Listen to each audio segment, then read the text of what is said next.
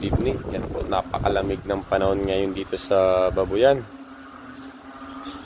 Malakas ang hangin at malamig. Pag ganito pong panahon,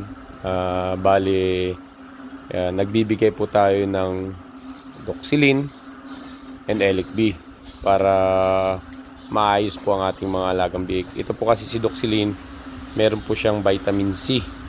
So, protection po siya para hindi magkasakit ang ating mga biik. Si Doxylin po at Elic B, from Animal Healthcare po yan, gawa ng San Miguel. So, napakaganda po niyan gamitin ganitong malamig ang panahon. So, tingnan po natin itong mga biik. So, maayos po sila, mahimbing silang natutulog.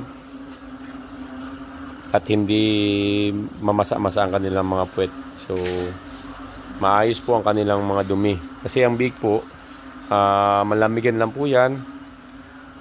Mabilis po sila kapitan ng sakit.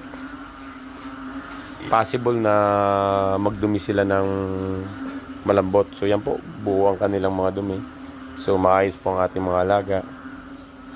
Yan po sila. So, dito po sa babuyan namin, ganyan po ang practice namin. Every time na ganito ang panahon, so, hindi na po natin inaantay na magdumi pa ng malambot ang mga biik bago natin bigyan ng gamot. So, prevention is better than cure. Ika nga. Kaya, ganyan po. Yan. Maayos sila.